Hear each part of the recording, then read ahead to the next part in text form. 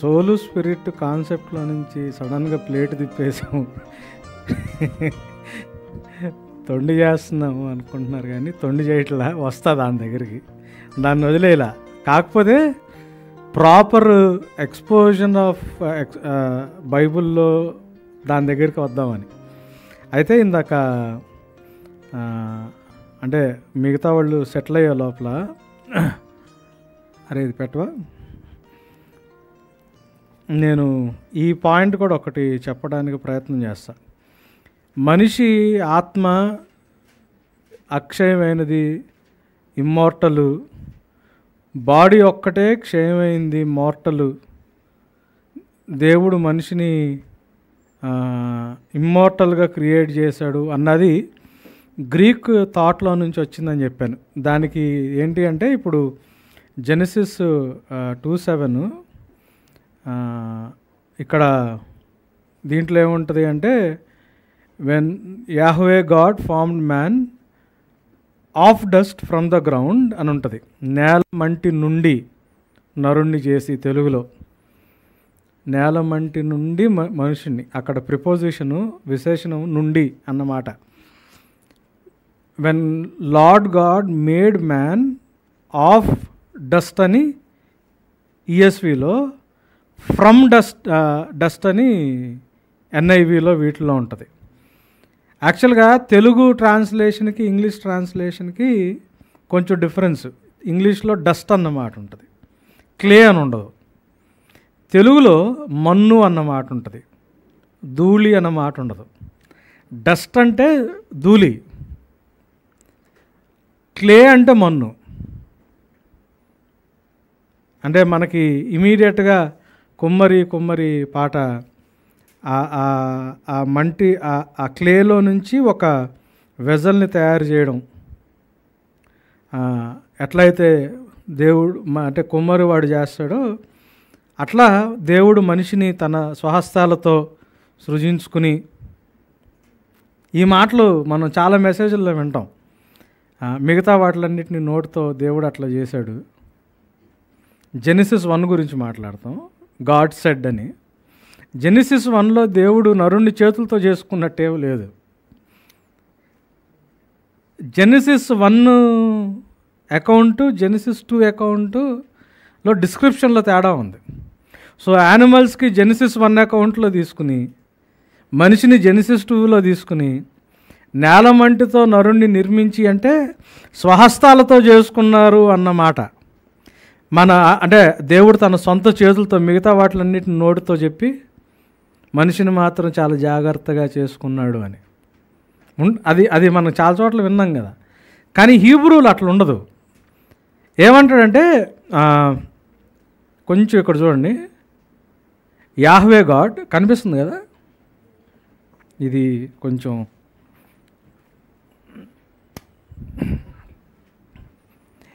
Yahweh God formed the man. ఇక్కడ of అన్న మాటను చూడండి. మీకు హీబ్రూలో అక్కడ ఏమీ లేదు. ఈ ప్రిపోజిషన్ను ట్రాన్స్లేట్ చేసేవాళ్ళు యాడ్ చేసుకున్నారు. కొంతమంది ఆఫ్ అని, కొంతమంది ఫ్రమ్ అని.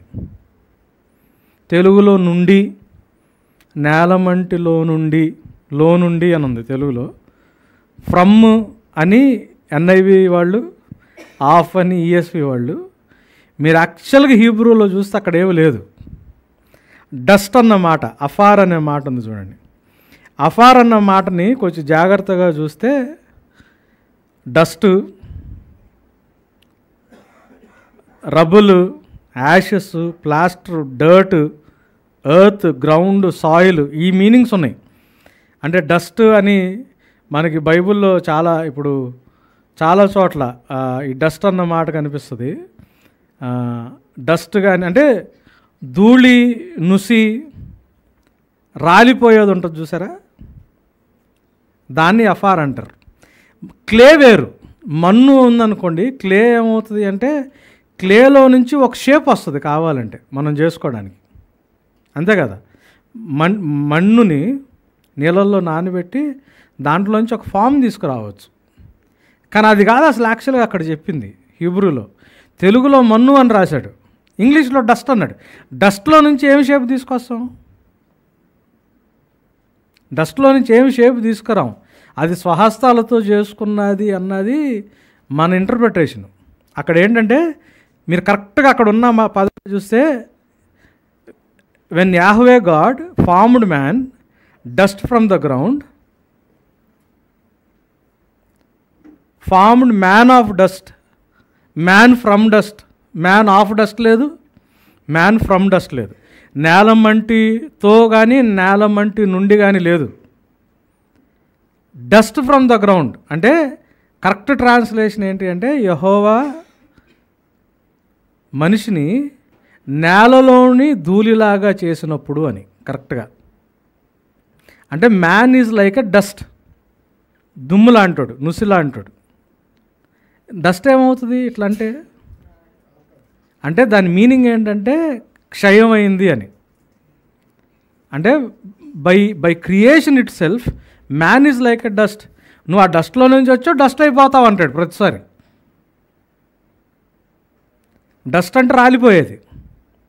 మన్నులాగా చేయలా, మన్నులో నుంచి చేయలా, డస్ట్ లాగా చేశాడు. లో నుండి అన్న మాట, ఫ్రమ్, ఆఫ్, ఈ ప్రిపోజిషన్స్ మన ట్రాన్స్లేషన్స్, నన్ను అది కొంతసేపు ఉంచరా, ట్రాన్స్లేషన్స్లో నుంచి వచ్చినాయి. జీవవాయువు ఓదగా, నిష్మాత్ అనే మాట ఉంది, రువాహ్ అనే మాట లేదంటే దేవుడు ఆయన ఆత్మని లోపలికి పంపించాడు మనిషిలోకి. దేవుళ్ళలో నుంచి ఆత్మ మనిషిలోకి వచ్చింది అని మాట్లాడతారు. Nostrils the breath of life. ఇక్కడ నిష్మాత్ అనే మాట ఉంది. బ్రెత్ అంటే మామూలుగా ఇది మా ఊపిరి ఉంటుంది చూసారా, మనం ఇట్లా ఏలు పెడితే ఆ ఊపిరి ఉంటుంది చూసారా, మనిషిలోకి ఆయన ఊపిరిని ఊదాడు, గాలి ఊదాడు, మనిషి జీవాత్మ అయ్యాడు అని మాట ఉంది. సో మనకి ఈ ట్రాన్స్లేషన్లో ఉన్న ప్రాబ్లం ఏంటంటే, మిగతా వాటిలన్నిటిని దేవుడు నోటితో క్రియేట్ చేశాడు, మనిషిని మాత్రం తన స్వహస్తాలతో మట్టిలో నుంచి చేసి మట్టిలోకి ఆత్మను ఊదాడు. సో ట్రైకాటమీ వాళ్ళు ఏమంటారు, దేవుళ్ళలో నుంచి ఆత్మ మనిషిలోకి వచ్చింది, మిగతా జంతువుల్లాగా శరీరము ప్రాణం ఉంది, సోలు బాడీ ఉంది, స్పిరిట్ దేవుళ్ళలో నుంచి వచ్చింది అంటాడు. సో యాక్చువల్గా అది కాదు, దేవుడు మనిషిని చేసిందే రాలిపోయేవాళ్ళ చేశాడు. ఆ క్షయమైన మనిషికి, ఆ మోర్టల్ మ్యాన్కి ఇమ్మోర్టల్గా బ్రతికే అవకాశం దేవుడు ఏదేనులో ఆయన మాట వింటే జీవవృక్ష ఫలం నుంచి వచ్చేది. సో మోర్టల్ మ్యాన్, క్షయుడైన మనిషి దేవుడి మీద ఆధారపడి దేవుడి మీద డిపెండ్ అయ్యి ట్రీ ఆఫ్ లైఫ్ ఫ్రూట్ తింటా ఉన్నట్టయితే ఆయనలో ఏముండేది, లైఫ్ సస్టైన్. అందుకే దేవుడు ఏమన్నాడు, మీరు గమనించండి, పాపం చేసింది వాడు ఆ చెట్టు ఫలం తిని శాశ్వత కాలం బ్రతుకుతాడేమో అని. That was the clause. అది తిని శాశ్వత కాలం బ్రతుకుతాడు. అరే పాపం కాదు, మనిషిలోకి మరణం పాపం నుంచే వచ్చింది, అంతకుముందు ఇమ్మోర్టల్ అయితే మరి అప్పుడు ఆ చెట్టుకాయ తిన్నా కూడా చచ్చిపోవాలి కదా. కానీ అక్కడ ఏమన్నాడు, ఆ తిని శాశ్వత కాలం బ్రతుకుతాడేమని తినేయకుండా ఆపాడు. అంటే నువ్వు తిన్న రోజున నిశ్చయంగా చచ్చిపోతావు అన్నమాట మళ్ళీ మనకి 2 సార్లు. అంటే ఇక్కడ 15th వర్స్లో, నేను యాక్చువల్గా ఇది చర్చ్లో చెప్తా వచ్చా, 15th 17th, you shall surely die. 2 మాటలు, మౌత్ అనే మాట ఉంది చూడండి, 4191 4191. ఈ ఒకటే మాటని 2 సార్లు, ఆ మౌత్ అనే మాట అంటే చస్తావు అని యాక్చువల్గా దాని మీనింగ్. చస్తావు అన్నదానికి ఇదే ఫ్రేజు ఇప్పుడు ఇది ఎట్లయితే వాడారో ఇక్కడ, ఒకటే పదం 2 సార్లు. ఇది నేను ఎక్కడ బైబిల్లో మళ్ళీ ఇంకెక్కడ వాడారు అంటే, సాల్మన్ ఆ షమీని చంపడానికి నువ్వు ఎప్పుడైతే యెరూషలేము దాటి వెళ్తావో నువ్వు నిశ్చయంగా చచ్చిపోతావు అంటాడు. అంటే నీ చావు అక్కడి నుంచి అరే నువ్వు ఎప్పుడైతే నీకు చావు మూడిందిరా అంటాను చూసారా, వీడు యాక్చువల్గా అక్కడ నుంచి బయటికి వెళ్ళినప్పుడు చచ్చిపోయాడు సార్. వాడు వద్దన్న కొంత బయటికి వెళ్ళాడు అనుకోండి, చచ్చిపోయాడు అనుకోండి, మన జనరల్గా మనం ఏమంటామంటే వాడు అసలు ఏ రోజైతే బయటకు అడుగు పెట్టాడో అసలు యాక్చువల్గా ఆ రోజు చచ్చిపోయినట్టాడు. ఎందుకంటే ఇక బయటకు అడుగు పెడితే వాడికి ఛాన్స్ లేదని. సో అట్లాంటి భాష వాడతారు కదా, అట్లాంటిది వాడారు యాక్చువల్గా. సో మనిషికి ఏమైంది అంటే ప్రోగ్రామ్డ్ డెత్ ఉంటుంది. నేను ఇది కూడా మన చర్చ్ మెసేజెస్లో డీప్ డైవ్లో చెప్పా. మన బాడీలో డెత్ అన్నది దేవుడు క్రియేషన్లో చాలా కామన్గా కనిపించే కాన్సెప్ట్. మన బాడీలో ప్రతిరోజు డెత్, బర్త్ రెండు కాన్సెప్ట్స్ నడుస్తూ ఉంటాయి. ఆర్బీసీ రెడ్ బ్లడ్ కార్పస్కల్స్ అవి చచ్చిపోతూ ఉంటాయి. బోన్లో ఉన్న మ్యారో ఏం చేస్తూ ఉంటుందంటే ఆర్బీసీని ప్రొడ్యూస్ చేస్తూ ఉంటుంది. ఒక టైం దాకా పనిచేసి మన బాడీలో సెల్స్ కూడా ఇప్పుడు ఇక్కడ అరికాల దగ్గర ఉండేది వాడు పెడిక్యూర్ దగ్గరికి వెళ్ళినప్పుడు తీసేది ఏంటది డెడ్ సెల్స్. ప్రతి బాడీలో ప్రతిదీ చచ్చిపోద్ది. అది చచ్చిపోయి కొత్తది వస్తుంటేనే మనం ఫ్రెష్గా ఉంటాం. ఆ సెల్స్ అయ్యే సెల్స్ మనం చచ్చిపోయేదాకుంటే అసలు ప్రాబ్లం మనకి. అవి వార్న్ అవుట్ అవుతా ప్రోగ్రామ్డ్ డెత్ వచ్చి మళ్ళీ కొత్త సెల్స్ వస్తూ ఉంటే ప్రోగ్రామ్డ్ డెత్ వచ్చి లేకపోతే దాన్ని కాలిందనుకోండి మనకు కొంతకాలానికి ఆ మర్చిపోతుంది. ఆ మార్కు పోయి మళ్ళీ ఫ్రెష్ స్కిన్ వస్తుంది. ఏమవుతుంది, ఆ డెడ్ స్కిన్ ఆ డెత్ అయిపోయి సెల్స్ అవి ఎలిమినేట్ అయిపోయి మళ్ళీ వస్తూ ఉంటుంది. సో ప్రోగ్రామ్డ్ డెత్ యాక్చువల్గా హెల్తీది బైబిల్ ప్రకారం. మన బాడీలో ప్రోగ్రామ్డ్ డెత్ లేకపోతే మనం బతకలేం. అట్లా కాకుండా మన బాడీలో ఇన్ఫెక్షన్ వచ్చినప్పుడు ప్రీమెచ్యూర్డ్ డెత్ వస్తుంది. అంటే సెల్ ఎంతకాలానికి చచ్చిపోవాలని ప్రోగ్రామ్ చేయబడిందో దానికంటూ ముందే చచ్చిపోయింది అనుకోండి, పస్ ఫామ్ అవుద్ది.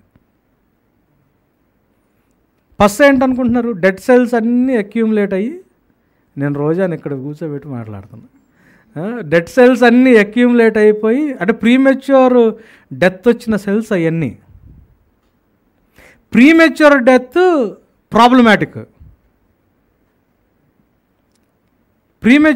ప్రాబ్లమాటిక్. సో పాపం చేసినప్పుడు మనిషికి ఏమొచ్చిందా అంటే ప్రీమెచ్యూర్ డెత్ వచ్చింది. హేబేలు ఈ భూమి మీద దేవుడు చిత్తాన్ని చేయకుండానే చచ్చిపోయాడు. అది ప్రీమెచ్యూర్ డెత్. అందుకే ప్రోగ్రామ్డ్ డెత్ అంటే లాంజివిటీ ఆఫ్ లైఫ్, దీర్ఘాయుష్ దేవుడి యొక్క ఆశీర్వాదం. తల్లిదండ్రులను సన్మానిస్తే దేవుడు ఏమిస్తానన్నాడు, దీర్ఘాయుష్ సన్మానం. దేవుడు మనకిచ్చే ఆశీర్వాదం. అది ఎక్కువ కాలం బ్రతకటం, మన ఫుల్నెస్ ఆఫ్ లైఫ్ అంటే నేను సంపూర్ణంగా నా జీవితకాలం బ్రతికాను అన్నది దేవుడిచ్చే ఆశీర్వాదం కింద మాట్లాడతారు. అది శాపం కింద బైబిల్లో ఎక్కడ మాట్లాడలా. So there is a programmed death and a premature death. ఈ ప్రోగ్రామ్డ్ అంటే మనిషి క్షయుడుగానే చేశాడు దేవుడు. కానీ ఈ క్షయతలో నుంచి అక్షయతలోకి వెళ్ళాలంటే మనిషి ఏం చేయాల్సి వచ్చేది అంటే దేవుడు చెప్పిన మాటని ట్రస్ట్ చేసి దేవుడు చేసిన మాటని ఒబే చేయాల్సి వచ్చింది. సో ఒబీడియన్స్ మనల్ని లాంజివిటీలోకి తీసుకెళ్ళి మనల్ని అక్షయులుగా చేస్తుంది. సో ఇది బైబుల్ కాన్సెప్ట్. అంటే ఇప్పుడు డెత్ అన్న మాటని బైబిల్లో ఈ ఆలోచనలోంచి చెప్పుకుంటూ వచ్చారు. సో విధేయత చూపించటం జీవం, విధేయత చూపించకపోతే వచ్చేది, పాపం చేస్తే వచ్చేది మరణం. అంటే డెత్ దేవుని చిత్తానికి పనికి రాకుండా పోవడం. So we need to understand death and life in the concept of the Bible. దేవుడు అలా చెప్పడానికి ట్రై చేశాడు బైబిల్లో మనుషులకి. ఎందుకంటే వీళ్ళున్న కల్చర్స్లో డెత్ గురించి రకరకాల కాన్సెప్ట్స్ ఉన్నాయి. నేను అంటే యాక్చువల్గా దాని గురించి వీటన్నిటి గురించి హోప్ మీద, డెత్ మీద, వీటన్నిటి మీద పేపర్ ప్రజెంటేషన్స్ చేశా ఆల్రెడీ. సో ఇది అయిపోయిన తర్వాత వాటి బిబ్లియోగ్రఫీ ఎక్కడెక్కడ నేను స్టడీ చేశాను, దాంతో చేసిన ప్రజెంటేషన్స్ ఉన్నాయి. నేను అవి గ్రూప్లో పెడతా. సో మనకేంటంటే మెయిన్ కాన్సెప్ట్లోకి వెళ్తా ఉన్నాం. సో ఇక్కడ సోలు, స్పిరిట్ కాన్సెప్ట్స్ బైబిల్లో ఉన్నాయి. కానీ గ్రీక్ ఫిలాసఫీ లైట్లోనే వాటిని చూడాలా, లేకపోతే బిబ్లికల్ లైట్ వేరుగా ఉంటుందా దాన్ని చూడటానికి అన్న దాంట్లోకి వెళ్దాం. సరే, ఈ ఈ ఈ ఈ కాన్సెప్ట్ చూస్తూ ఉన్నాం కదా. దేవుడు స్క్రిప్చర్స్ ఎందుకు ఇచ్చాడు?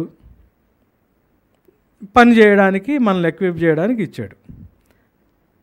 దాని అప్లికేషన్ పార్ట్లోకి వచ్చేటప్పటికి ఎప్పుడు ప్రాఫిటబుల్ అవుతుంది స్క్రిప్చర్ మనకి? వాళ్ళ బైబిల్ వల్ల మనకు ప్రయోజనం ఎప్పుడు కలుగుద్దా అంటే దాంట్లో నుంచి ఉపదేశము, ఖండించడము, తప్పుదిద్దడం, నీతిలో శిక్ష చేయడం జరిగితే బైబిల్ని ఈ 4 విధానాల్లో బైబిల్ని వాడినప్పుడు లేఖనాలు మనకి ప్రయోజనకరము, స్క్రిప్చర్ మనకి ప్రాఫిటబుల్. ఈ వీటి విధానంలో మనం స్క్రిప్చర్ వాడకపోతే మనకి స్క్రిప్చర్ వల్ల వచ్చే ప్రాఫిట్ ఉండదు. So when are scriptures profitable అంటే if you apply the scriptures in this way. ఇట్లా అప్లై చేసినప్పుడు స్క్రిప్చర్స్ వల్ల మనకు ప్రాఫిట్. ఇట్లా అప్లై చేయకపోతే మన స్క్రిప్చర్స్ వల్ల, అందుకే బైబిలే రాశాడు మనకి అట్లా చేస్తేనే ప్రయోజనకరమై ఉంటుంది. పని చేయడానికి మనల్ని వాక్యం సిద్ధపరిస్తేనే వాక్యం వల్ల ప్రయోజనం కానీ ప్రాఫిట్ కానీ, there is no other way. అంటే మనం వేరే రకంగా వాడితే దానివల్ల ప్రాఫిట్ ఉండదు, ప్రయోజనకరం కాదు, దానివల్ల మనకు ఉపయోగం లేదు అన్నమాట. సరే, నేను నిన్న సండే దీని గురించి మాట్లాడుతూ ఉన్నా.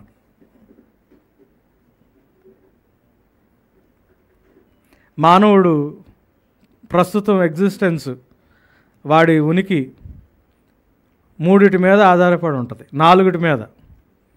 ఏంటి అంటే ఫస్ట్ది వాడి లైఫ్లో వాడికి జరిగిన పాస్ట్ ఎక్స్పీరియన్సెస్, వాడికి వచ్చిన కష్టాలు, వాడికి వచ్చిన ఇబ్బందులు, వాటిలన్నిటిని బేస్ చేసుకుని వాడికి ఫామ్ అయిన ఒపీనియన్స్ బ్రెయిన్లో. ఈ ఒపీనియన్స్ అన్నీ మైండ్లో పెట్టుకుని నా జీవితం ఇట్లుంటే బాగుంటుంది అని జీవితం గురించి ఒక ఆశ. మన గతం, మన భవిష్యత్తు. ఈ గతంలో మనకు వచ్చిన ఎక్స్పీరియన్సెస్ని బట్టి నాకు ఒకటి అర్థమవుతుంది. ఏంటి అంటే నేను అన్నీ చేయలేను, కాబట్టి అన్నీ చేయగలిగే దేవుడి వైపు ప్రార్థన. ఆ దేవుడి మీద ఎంత ఆధారపడతామో దాన్ని బట్టి నా ఎగ్జిస్టెన్స్, అది నా విశ్వాస జీవితం అని. ఇది ఏ రిలీజియన్లోకి వెళ్ళినా ఎవరిని తీసుకున్నా ఇదే ఉంటుంది. వాడి పాస్ట్లో వాడికి జరిగినవి, వాడి చిన్నప్పటి నుంచో లేకపోతే వాళ్ళ పేరెంట్స్ విషయంలోనో వాడి చుట్టుపక్కల జరిగినవి, దాని నుంచి వాడికి డెవలప్ అయిన ఇన్సెక్యూరిటీస్, వాడికి వచ్చిన ఇన్సెక్యూరిటీస్ ఎక్స్పీరియన్స్ ఉంటే వాడు ప్రార్థన చేయడానికి వెళ్ళినప్పుడు హీ లామెంట్స్ బిఫోర్ గాడ్, ఏడుస్తాడు, ప్రభా నా లైఫ్ ఎట్లా ఉందని. ఒకవేళ మంచి జరిగితే ప్రైజ్ చేస్తాడు. ఒకవేళ నా నుంచి తప్పెక్కడం జరిగిందేమో, దేవుడికి నేను యాక్సెప్టబుల్ కాదేమో అంటే క్షమాపణ అడుగుతుంటాడు, ప్రభా నన్ను క్షమించని. సో మనం చర్చిలో మన పాటలు, మన మెసేజ్లు అన్నీ కూడా ఆ టైంలో మనం బాధపడుతుంటే ఆ బాధని సపోర్ట్ చేసే పాటో, మన ప్రైజ్ని సపోర్ట్ చేసే పాటో, మనం ఏం కోరుకుంటున్నామో దాన్ని తీసుకురావడానికి దేవుడు ఎంత సామర్థ్యం కలిగి ఉన్నాడో దానికి సంబంధించిన పాటో, మన పాటలు, మన బైబిల్ రీడింగు, మన ప్రేయర్ అంతా ఈ 4 పారామీటర్స్ మీద డిపెండ్ అయి ఉంటుంది. కానీ అంటే ఇది తప్పుడు విధానం అని చెప్పాను. తప్పుడు విధానం అంటే బైబిల్ ఇట్లా చూపించదు. బైబిల్ ఏం చేస్తుంది అంటే బైబిల్లో హోప్ అన్నది డిఫరెంట్గా మనకు చూపిస్తారు. హోప్ అంటే ఏంటి అంటే the confidence that by integrating God's redemptive acts in the past, దేవుడు మానవ చరిత్రలో, హిస్టరీలో ఆయన ఇన్వాల్వ్ అయ్యి హిస్టరీలో దేవుడు చేసిన కార్యాలన్నిటి యొక్క సమగ్రమైన ఆలోచన, దాని యొక్క ఇంటిగ్రేషన్. నా లైఫ్లో ఏం జరిగింది కాదు, నా గతంలో నా పాస్ట్లో ఏం జరిగింది కాదు, హ్యూమన్ హిస్టరీలో దేవుడు ఏం చేశాడు, హ్యూమన్ హిస్టరీలో ఎంత కరప్షన్ ఉంది, ఎంత ఇంజస్టిస్ ఉంది, ఎంత ఎంత చెత్త ఉంది, దాంట్లో దేవుడు ఎలా నమ్మకంగా చేసుకుంటూ వచ్చాడు. సో హ్యూమన్ హిస్టరీలో దేవుడి పాస్టే, కానీ I shouldn't look at my past, I shouldn't count my experience, I should look at the salvation history that is return in the Bible. I should look at what God has been doing all through these ages. How God is actively involved with human race. దీని వైపు చూడాలి. చూసి and trusting response in the present. ఇవన్నీ ఆయన చేశాడు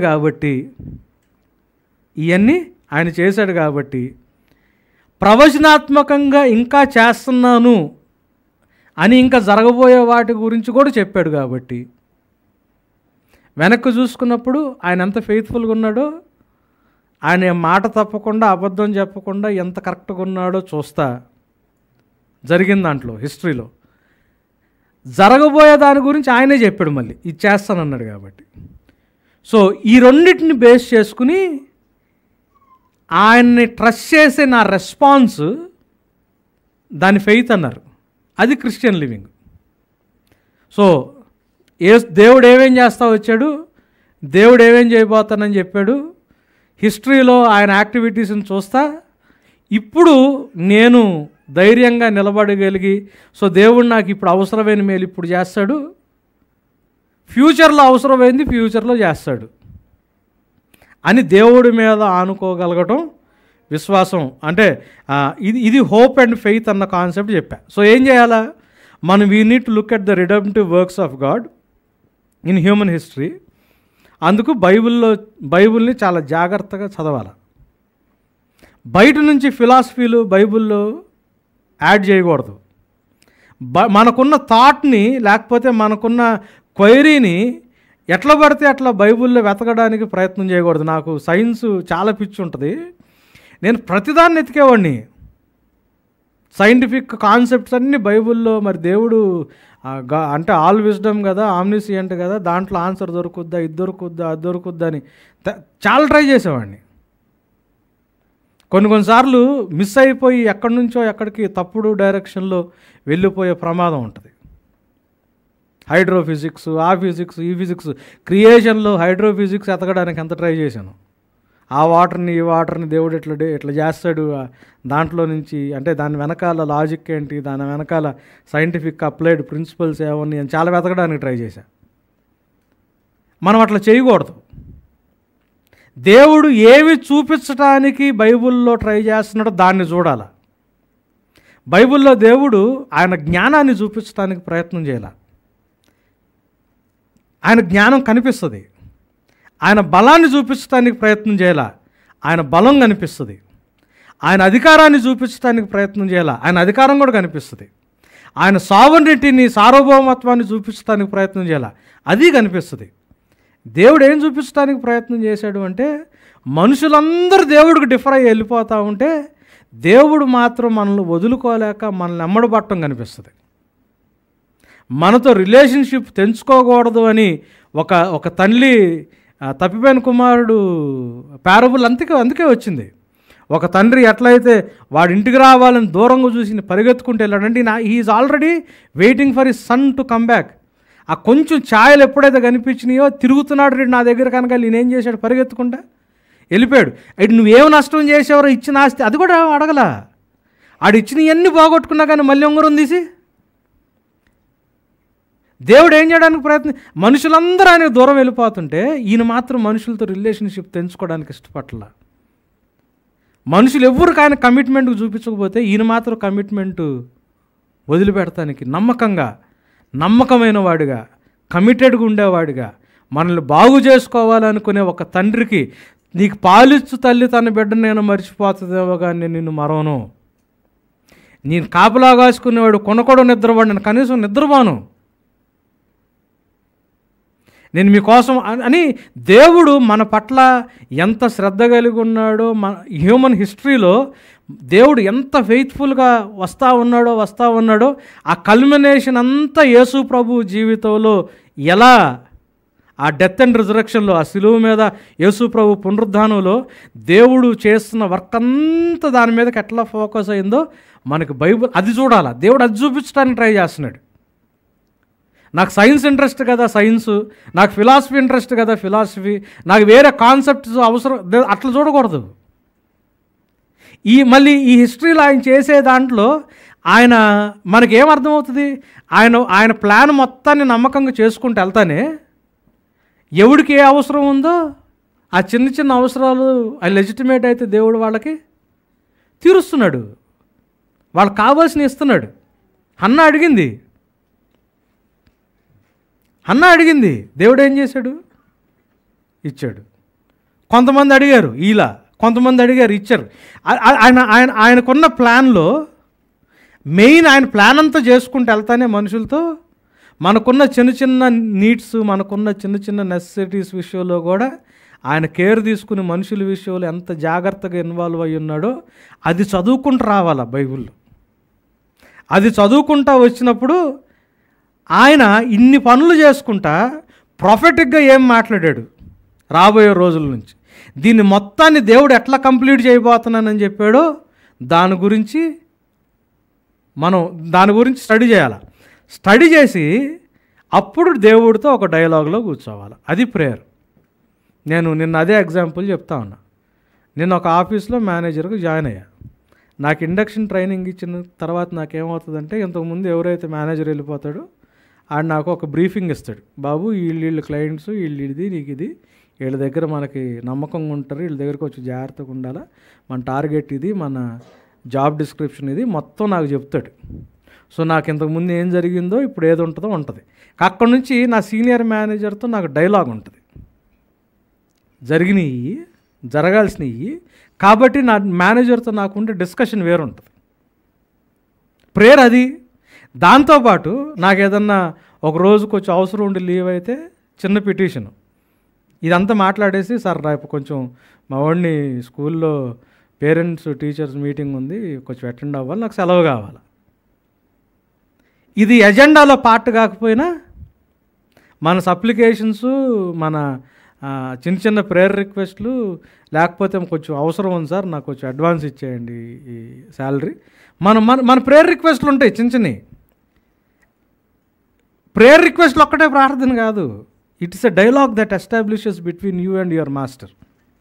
ఇది ఎంత establish అయిన తర్వాత ఇది చూస్తా, ఏం జరగబోతుందో తెలుసుకుంటా, ఆయనతో ఒక డైలాగ్ ఎస్టాబ్లిష్ అయిన తర్వాత పనిలోకి దిగడం ఉంటుంది చూసారా, అది ఫెయిత్ఫుల్ లివింగ్.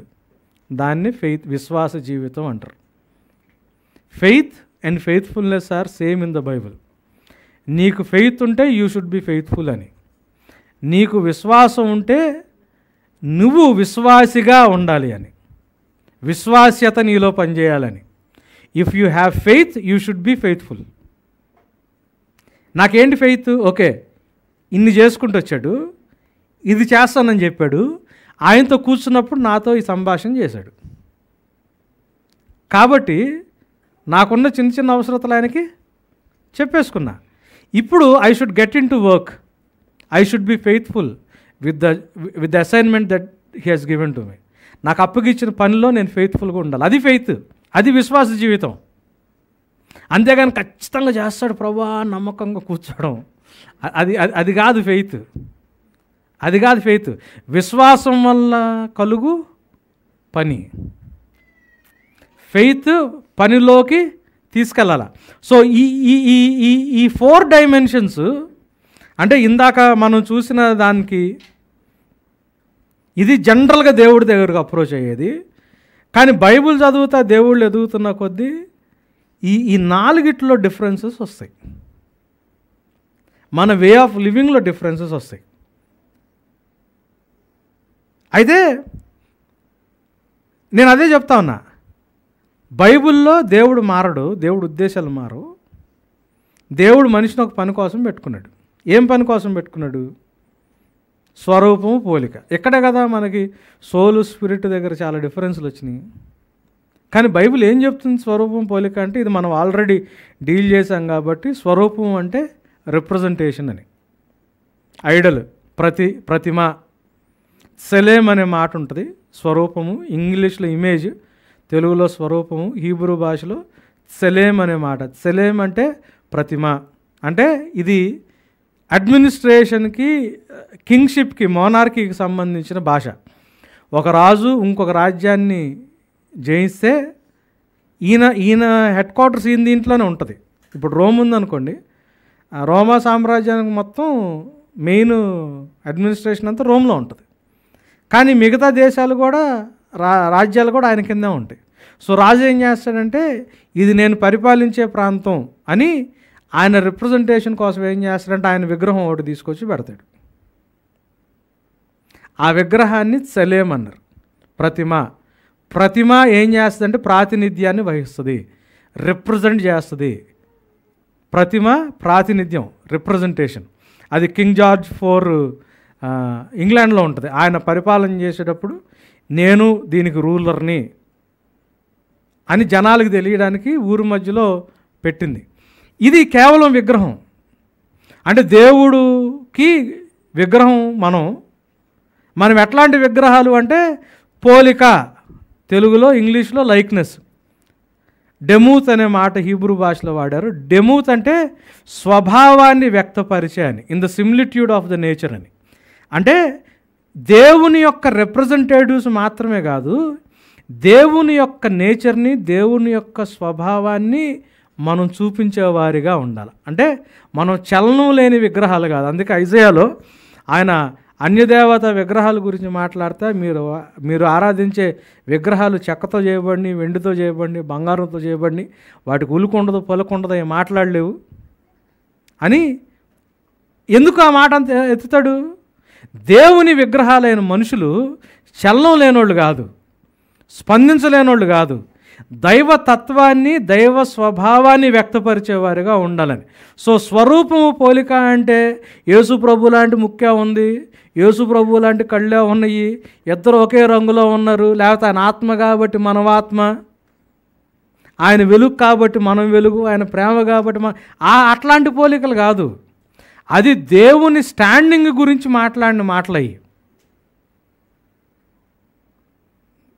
బైబిల్లో గాడ్ ఈజ్ లవ్ అంటే, గాడ్ ఈజ్ లైట్ అంటే దేవుని యొక్క పోలిక గురించి మాట్లాడట్లా. చూడటానికి లైట్ లాగా ఉంటాడు, చూడటానికి ప్రేమలాగా ఉంటాడు, చూడటానికి అట్లాంటి కాన్సెప్ట్ కాదు.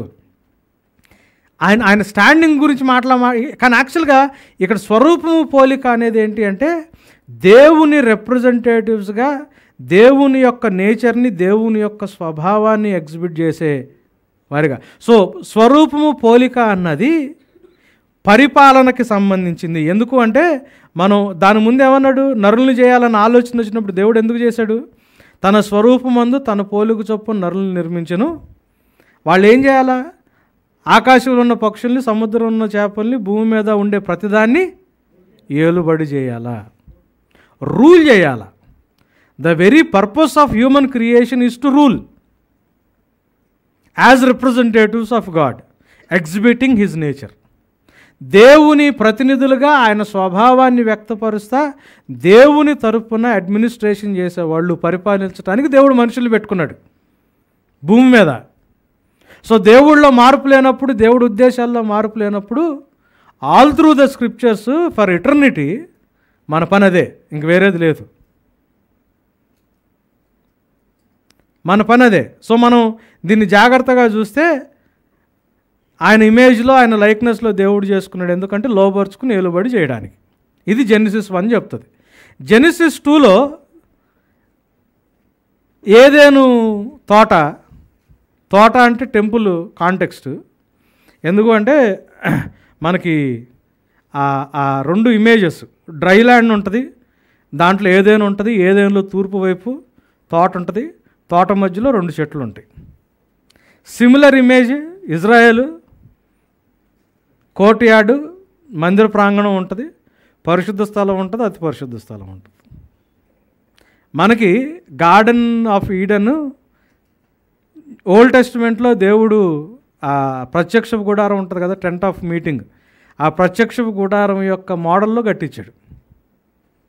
సో దాంట్లో వీళ్ళు పనిచేయడానికి, అంటే యాజకత్వానికి సంబంధించింది 2nd చాప్టర్ అంతా.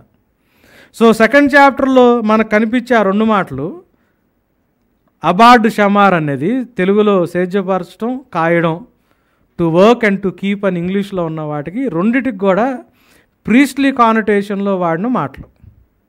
సో సెకండ్ చాప్టర్ అంతా కూడా మీరు చూస్తే ప్రీస్ట్హుడ్, ఫస్ట్ చాప్టర్ అంతా చూస్తే కింగ్షిప్. ఆదికాండం 1వ అధ్యాయంలో రాజులు పరిపాలన, ఆదికాండం 2వ అధ్యాయంలో మందిరంలో దేవుని యొక్క యాజకత్వం. రాజు యాజకుడు, మలేక్ మెల్కీ సెదాక్ అనే మాట అక్కడే. మలేక్ అంటే రాజు, షడాక్ అన్న మాట యాక్చువల్గా యాజకత్వానికి సంబంధించింది.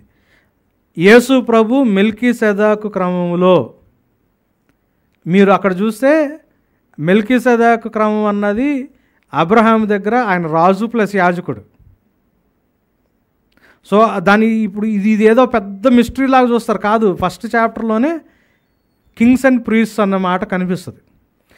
ఈ సృష్టి దేవుని యొక్క రాజ్యం కాబట్టి ఆయన తరపున పరిపాలిస్తున్నాం కాబట్టి మనం రాజులం. ఈ సృష్టి దేవుని యొక్క మందిరం, ఆయన యాజకత్వం చేస్తున్నాం కాబట్టి మనం యాజకులం, రాజులైన యాజక సమూహం. ఈ మాట మనకి ఆల్ త్రూ ద బైబిల్ కనిపిస్తుంది. ఇజ్రాయలైట్స్ని స్పెషలైజ్డ్గా దేవుడు పిలుచుకున్నప్పుడు ఎక్సడస్ 19th చాప్టర్ 16th verseలో దేవుడు ఏమంటాడు, నేను మిమ్మల్ని ప్రత్యేకంగా పిలుచుకున్నాను, మీరు నాకు రాజులైన యాజక సమూహం అన్నాడు. మళ్ళీ అదే పాయింట్లోకి తీసుకురావడానికి చర్చితో ఏమంటాడు, 1 పేతురు 2వ అధ్యాయంలో చీకటిలోంచి ఆశ్చర్యకరమైన వెలుగులోకి పిలిచిన వాని యొక్క గుణాతిశయాన్ని ప్రకటింప మీరు ఏర్పాటు చేసుకున్న రాజులైన యాజక సమూహం. సో బైబిల్ స్టార్టింగ్ మన పనిదే, రాజులైన యాజకత్వం. బైబిల్ ఎండింగ్లోకి వెళ్ళేటప్పటికి ఏముంటుంది, final aspect of human life ఏంటి, ప్రకటన గ్రంథం. ఆ పెద్దల్లో నీవు ఈ గ్రంథము తీసి దాని ముద్రలను విప్పుటకు యోగ్యుడవు, నువ్వు వధింపబడిన వాడివై నీ రక్తం ఇచ్చి ప్రతి వంశంలోనూ ఆయా భాషల్లోనూ భాషలు మాట్లాడే వారిలోనూ ప్రతి మనుషులోనూ ప్రతి జనంలోనూ దేవుని కొరకు మనుషులను కొని మా దేవునికి వారిని ఒక రాజ్యముగాను యాజకులుగా. So the position of human beings, the purpose of human beings మీకు ఆదికాండం నుంచి ప్రకటన గ్రంథం దాకా అన్ఆల్టర్డ్గా ఉంటుంది. మనం ఆ పని కోసం చేయబడ్డాం.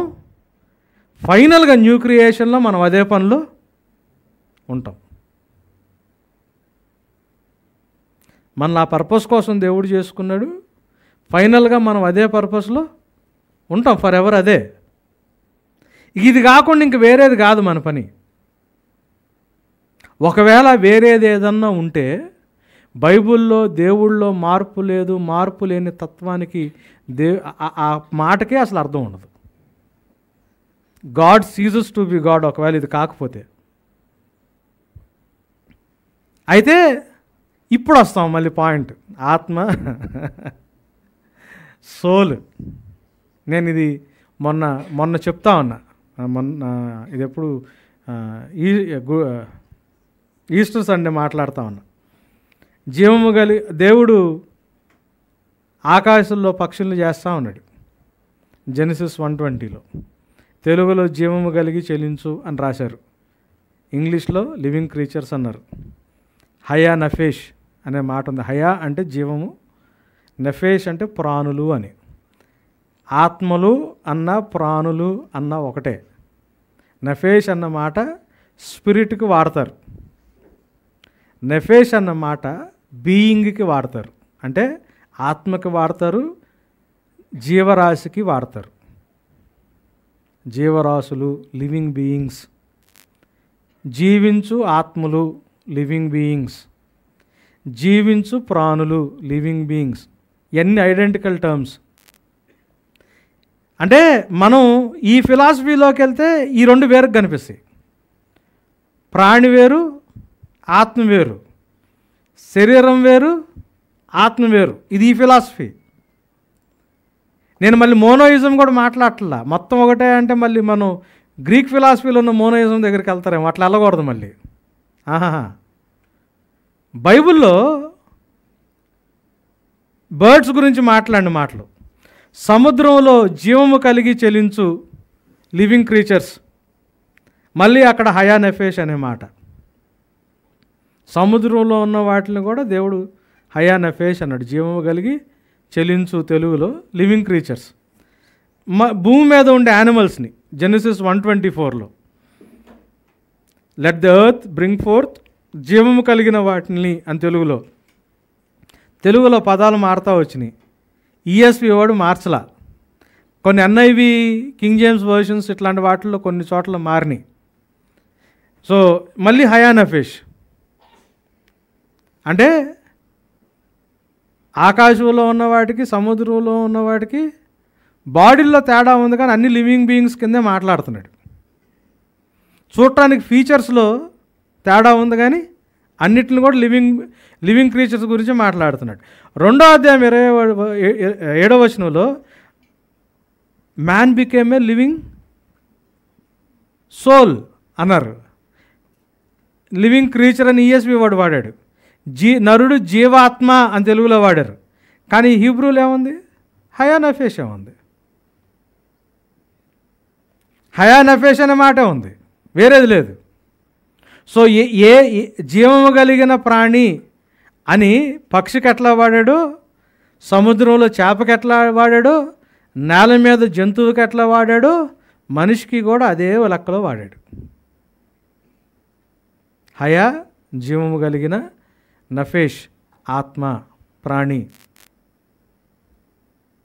సో క్రియేషన్ కాంటెక్స్ట్లో చూసుకుంటే జంతువులకి, పక్షులకి, చేపలకి, మనుషులకి ఏమి తేడా లేదు. అన్ని జీవించు ప్రాణులే, అన్ని జీవించు ఆత్మలే.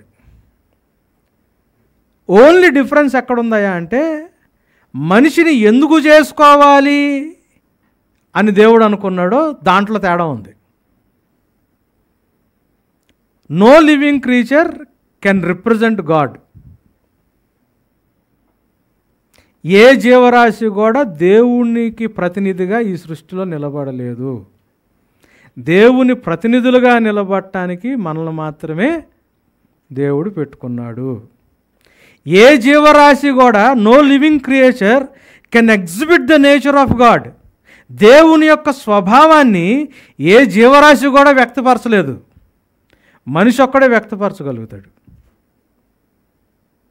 And no living creature is appointed to rule this earth except man. మనిషి ఒక్కడే ఈ భూమిని రూల్ చేయడానికి అపాయింట్ చేయబడినాడు. ఆ బాధ్యతను బట్టి మనకి మిగతా జంతువు మీద ఎక్స్ట్రా క్వాలిఫికేషన్స్, ఎక్స్ట్రా ఫెసిలిటీస్ ఉన్నాయి. మనం ఎందుకు కమ్యూనికేట్ చేయగలుగుతాం? భాష ఎందుకు? Language is a tool of administration. మీరు ఇందాక అక్కడ ఆ మాటలు చూస్తూ ఉన్నారా? ప్రతి వంశము ఆయా భాషలు మాట్లాడువారు, జనము, ప్రజలు. జనము, ప్రజలు, వంశము, మనుషులు. దీంట్లో మిగతా క్వాలిటీస్ ఏది పెట్టకుండా ఉట్టి భాష అనే ఒక క్వాలిటీని మాత్రం మళ్ళీ ఇక్కడ యాడ్ చేసుకుంటూ వచ్చాడు. మనిషి ఒక విషయాన్ని ఎక్స్ప్రెస్ చేయగలగడానికి, కమ్యూనికేట్ చేసుకోగలగడానికి, ఆ మాట్లాడగలిగే ఎబిలిటీ ఉంటుంది చూసారా భాష. ఈ భాష it is an essential need of administrative system. ఎప్పుడైతే మనిషి దేవుని యొక్క అపాయింట్మెంట్లోంచి పక్కొచ్చాడో, జెనసిస్ 11లో దేవుడు చేసింది ఏంటి తెలుసా? భాషల్లో కన్ఫ్యూజన్ తీసుకొచ్చాడు. మళ్ళీ ఎప్పుడైతే పరిశుద్ధాత్ముడు బిలీవర్స్లోకి వచ్చి మళ్ళీ పనికి రెడీ అయ్యారో, దేవుడు దేన్ని లిఫ్ట్ చేశాడు తెలుసా?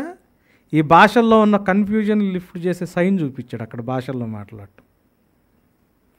నా యందు విశ్వాసం ఉంచువాడు అథారిటీని ఎగ్జిక్యూట్ చేస్తాడు, దయ్యాలను దరివేస్తాడు.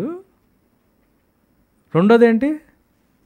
నూతన భాషలో మాట్లాడతాడు.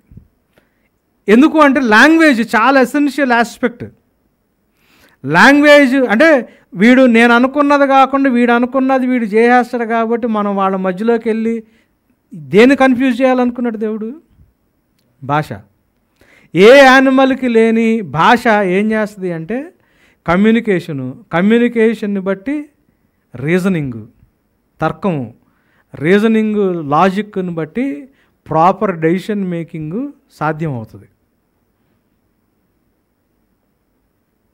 సరైన నిర్ణయాలు తీసుకుని సరిగ్గా నడవటానికి మనుషుల మధ్యలో ఆ కమ్యూనికేషన్ వెనకాల లాజిక్ కావాలా.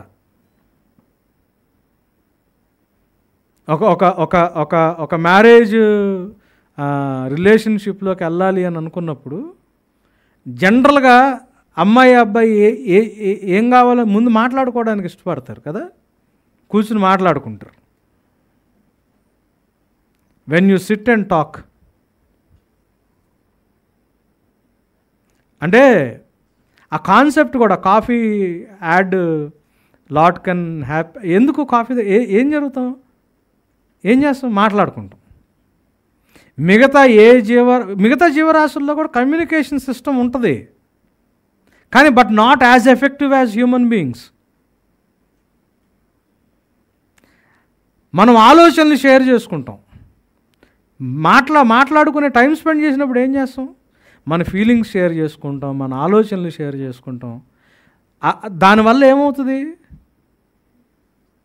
పాటలు ఇవన్నీ ఎక్కడి నుంచి వచ్చినాయి, పోయట్రీ, పాటలు ఇవన్నీ కాన్సెప్ట్ ఏంటి, ఒక ఆలోచనని, ఒక ఐడియాలజీని, ఒక భావాన్ని, ఒక భావోద్రేకాన్ని పంచుకొని లైక్ మైండెడ్ పీపుల్ని తయారు చేసుకుని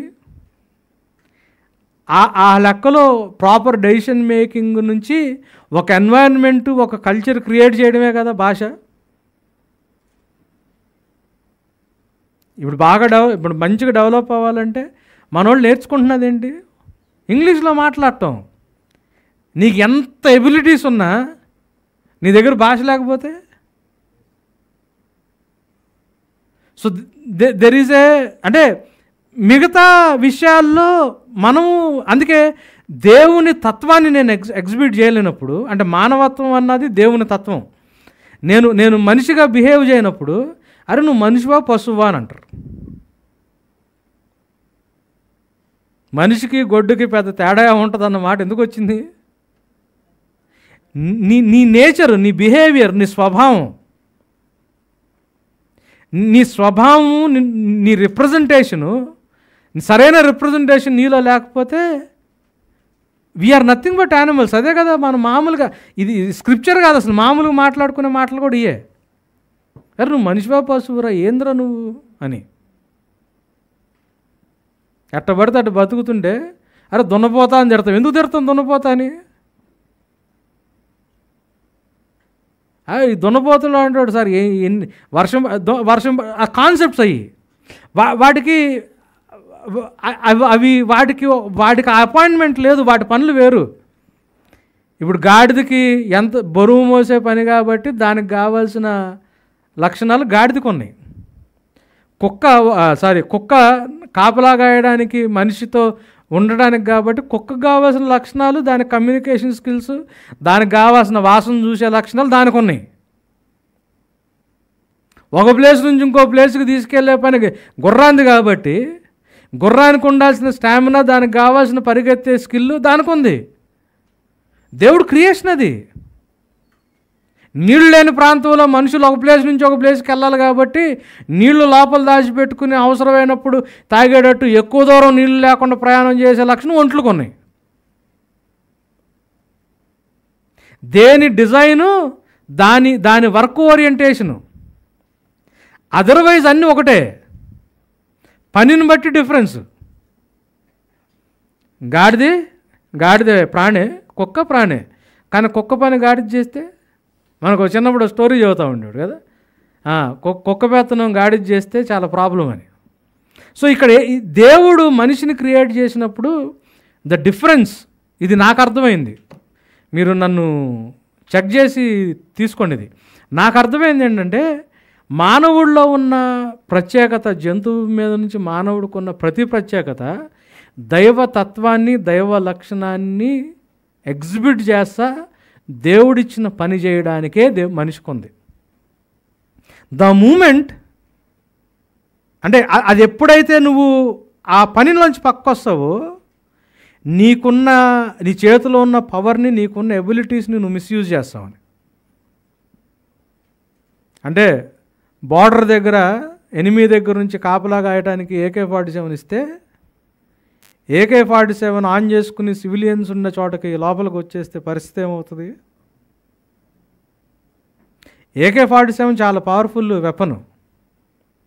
నీకు బార్డర్ దగ్గర నిలబడితే శత్రువు వస్తే దేశాన్ని కాపాడుకోవడానికి ఆ గన్ను పనిచేస్తుంది. ఇప్పుడు అదే గన్ను షాపింగ్ మాల్లో వాడితే ప్రపంచం అంతా ఏమైంది తెలుసా? దేవుడు మానవుడికి ఇచ్చిన గుణగణాలు, వాడికి ఇచ్చిన ఎబిలిటీస్ వాడాల్సిన ప్లేస్లో వాడకుండా వాడకూడని ప్లేస్లో వాడారు. ఆ కసబ్గాడి చేసింది అదే కదా. అదే ఒక ప్రాపర్ మిలిటరీ ఆఫీసర్ చేతుల్లో ఆ గన్ను ఉన్నట్టయితే AK-47, శత్రువు రాకుండా బార్డర్ దగ్గర కాపలా కాసేవాడు మనకు క్షేమం ఉండేది. సేమ్ గన్ను, సేమ్ ఎబిలిటీని రాంగ్ ప్లేస్లో రాంగ్ విధానంలో ఎప్పుడైతే వాడాడో ప్రాణం కాపాడాల్సిన గన్ను ప్రాణం తీసే వెపన్ కింద మారిపోయింది. ఇప్పుడు ఏంటి ప్రపంచంలో ఉన్న ప్రాబ్లం అంతేంటి? మనకి దేవుడు కొన్ని ఎక్స్ట్రాడినరీ ఎబిలిటీస్ ఇచ్చాడు ఆయన రిప్రజెంట్ చేయడానికి.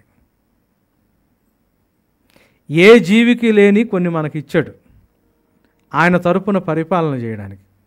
దాన్ని ప్రాపర్ వేలో, ప్రాపర్ ప్లేస్లో, ప్రాపర్ విధంగా వాడకుండా దాన్ని నా ఇష్టానికి, నా స్వార్థానికి, నాకు నచ్చిన సాడిస్ట్ అంటే ఎవడు? సాడిస్ట్ అంటే ఎవడు? వాడుకున్న ఆ ఇష్టాన్ని, ఆ కోరికను తీర్చుకోవడానికి కదా వాడు దాన్ని మనుషుల మీద ఉపయోగిస్తాడు. అంతే, అందరూ సాడిస్టులమే. అందుకే ప్రపంచం ఎట్టుంది. పక్కనోడు గురించి అనవసరం నాకు. నా శాడిజం నాది. నాకు సంతోషంగా ఉండటానికి నాకు నచ్చింది నేను చేస్తా. నాకు నచ్చింది నేను చేసేటప్పుడు అవతలోడు ఎంత సఫర్ అవుతున్నాడు అనేది నాకు ఇమ్మెటీరియల్. సో దేవుడిచ్చిన ఆ ఎబిలిటీస్ని, దేవుడు జ్ఞానంతో వాడాల్సిన ఎబిలిటీస్ని, దేవుడిచ్చిన విచక్షణతో వాడాల్సిన ఎబిలిటీస్ని, దేవుడు నడిపించే విధంగా వాడాల్సిన ఎబిలిటీస్ని, అదే గన్నుని నేను నా ఇష్టానికి, నా అవసరతకి, నాకు నచ్చినట్లుగా నేను వాడుతున్నా. సో నేనేం చేస్తున్నాను మనుషుల్లో? నేను ఒక అల్లకల్లోలను సృష్టించా, సుహాస్ ఒక అల్లకల్లోలను సృష్టించాడు, అంతేగారు ఒక అల్లకల్లోలను సృష్టించి ఎవడు కాడు గందరగోళం చేస్తున్నారు ఈ భూమిని. మళ్ళీ ఇదేదో ఇక్కడ మనం బతకలేకపోతున్నాం, మళ్ళీ దేవుడు తీసుకెళ్ళి ఇంకో చోట పెట్టాలని. ప్రాబ్లము ఏంటి అంటే దేవుని రిప్రజెంటేటివ్స్గా బ్రతకలేకపోవడం.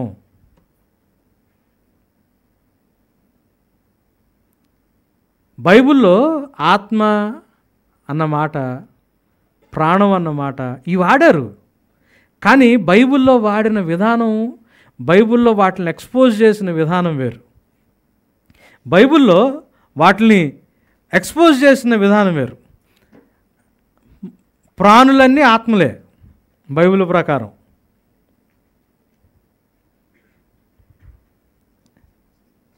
ఏ soul is a unity and an entity, ఐక్యత.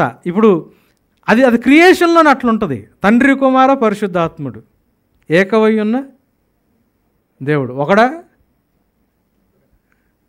ముగ్గురా? ఒకడా కాదు.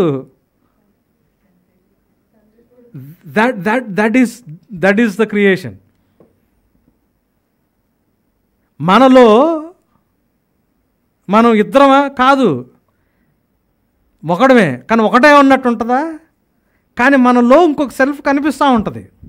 ఈ సెల్ఫ్ ఎంత టాంజిబుల్గా వేరుగా కనిపిస్తూ ఉంటుందో అంత విడదీయకుండా మళ్ళీ కలిసే ఉంటుంది. క్లియర్ కట్గా ఎవరి కాళ్ళు చెప్పుకోగానే మనం బయట మనం చేసే పనులు, లోపల మనలో నడుస్తున్న ఆలోచన, మన సెల్ఫ్ వేరుగా ఉంటుంది, మన బిహేవియర్ వేరుగానే ఉన్నట్టు ఉంటాయి. ఈ వేరుగానే ఉన్నట్టుంటే కానీ వేరుపరచలేనంతగా ఐక్యత కలిగి ఉంటాయి. అట్లాంటి క్రియేషన్ గురించి మళ్ళీ మోనోయిజం కాదు ఇది. డైకాటమియా, ట్రైకాటమియా, మోనోయిజమా అట్లా వెళ్ళొద్దు.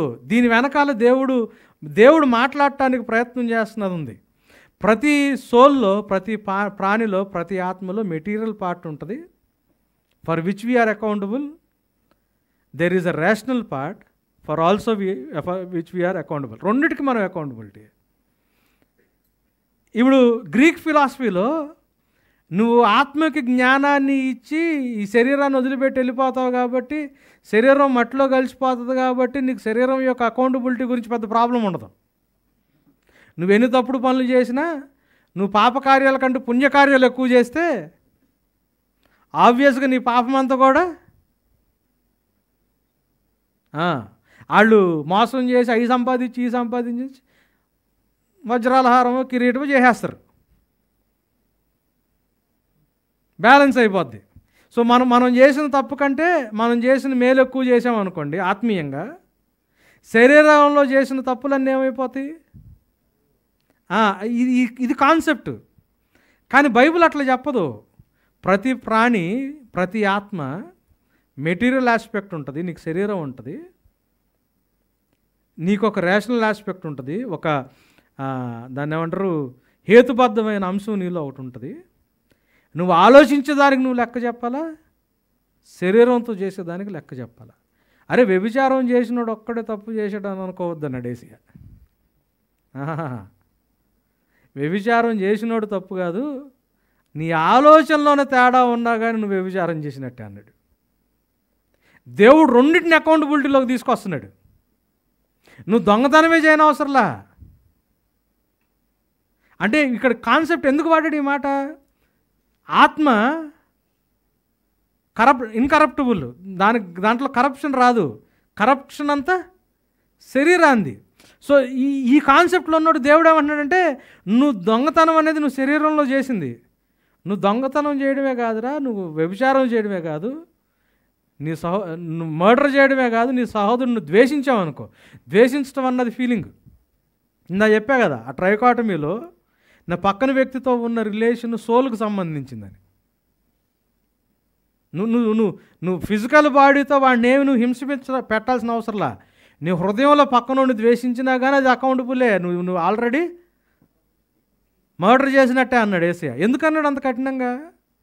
ఈ డ్యూయలిజం తీసుకొచ్చి ఒకదాన్ని హయ్యర్ కింద పెట్టి ఇంకోదాన్ని లోవర్ కింద పెట్టి, ఈ హయ్యర్ దానికోసం వెళ్ళి గుళ్ళో కొన్ని పనులు చేసి, ఆదివారాలు వెళ్ళి ప్రార్థనలు చేసి చేయాల్సినవన్నీ దేవుడు చేస్తానే శరీరంతో చేయకుండా అన్నీ చేస్తున్నారు. ఇది ఎటు వదిలిపెట్టి వెళ్ళలేదు కదా.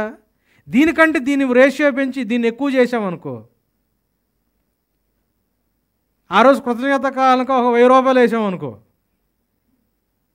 లేకపోతే కొంతమంది పేదవాళ్ళకు భోజనం పెట్టామనుకో, ఏదన్నా ఇంకొంచెం పుణ్యకార్యాలు ఎక్కువ చేసామనుకో, ఈ శరీరంతో చేసినవన్నీ దేవుడు అట్లా అంటలా. అరే రెండు వేరు కాదు. You are accountable for your rational thing as well as your physical thing. నీ ఆలోచనతో నువ్వు చేసిన దానికి నువ్వు అకౌంట్ చెప్పాలా. శరీరంతో చేసిన ప్రభా నేను చేయలేదు కదా ప్రభా, ఆమె నేను ఎప్పుడు తిట్టలేదు కదా ప్రభా అంటే మొహం తిప్పుకుని వెళ్ళావుగా. ఏడెదురు వస్తే పలకరించాలి వచ్చిందని అటుపక్క నుంచి వెళ్ళావుగా, అసలు కనిపించకుండా. దేవుడికి అది కూడా లెక్కే. నువ్వు ఎదురెళ్ళి పలకరించకుండా వెళ్ళి లేకపోతే ఆమెను తిడితే కాదు దేవుడికి లెక్క. ఆమె ఇటు వస్తుందని నువ్వు ఈ సందులోంచి వెళ్ళిపోయావు అనుకో, దేవుడికి అది కూడా లెక్క నువ్వు క్షమించలేదని.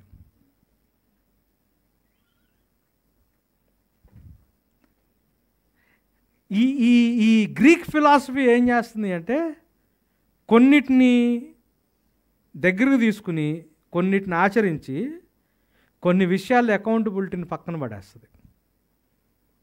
ఎనీ రిలీజియన్, ఏ మతమైనా తీసుకోండి, కొన్ని చేయడం వల్ల, కొన్ని స్పిరిచువల్ ప్రాక్టీసెస్ చేయడం వల్ల ఫిజికల్గా నేను చేసిన కొన్నిటిని నేను క్యాన్సిల్ చేసుకోవచ్చు, అకౌంటబిలిటీ చూపించుకోకుండా వదిలేయచ్చు.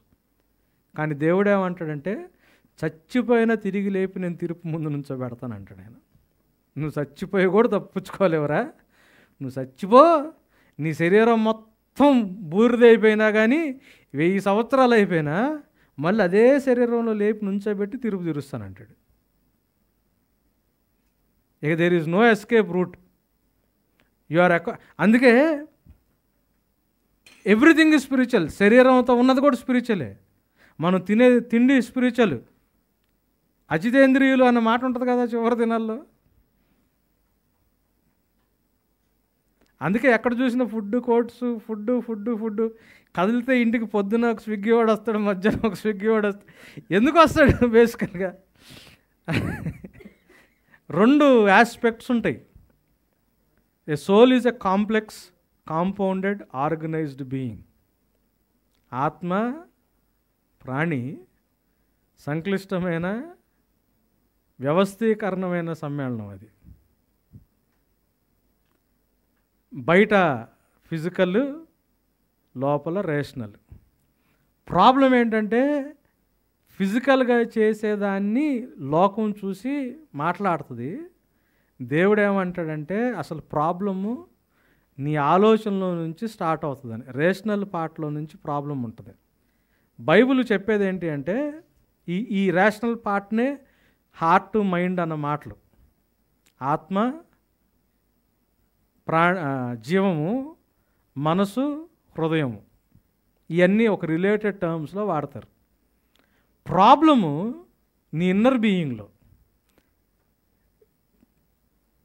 గ్రీక్ ఫిలాసఫీ ఏంటి?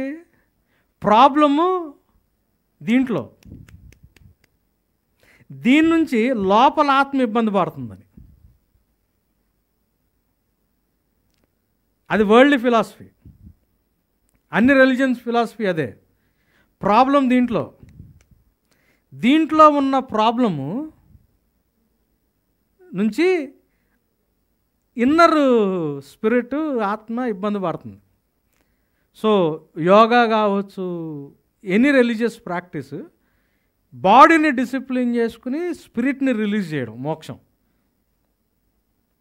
బాడీని డిసిప్లిన్ చేసుకుని స్పిరిట్ని రిలీజ్ చేయడం.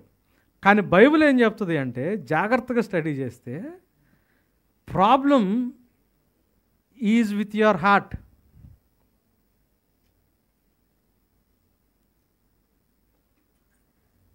ఫస్ట్ నుంచి అదే. దేవుడు క్రియేషన్లో విస్తారమైన సంపద ఉంది, అబండెన్స్ వెల్త్ ఉంది. అబండెన్స్ వెల్త్ కాదు మనల్ని మోసం చేసేది, ఆ సంపద పట్ల నాకున్న ఆలోచన నన్ను మోసం చేస్తుంది.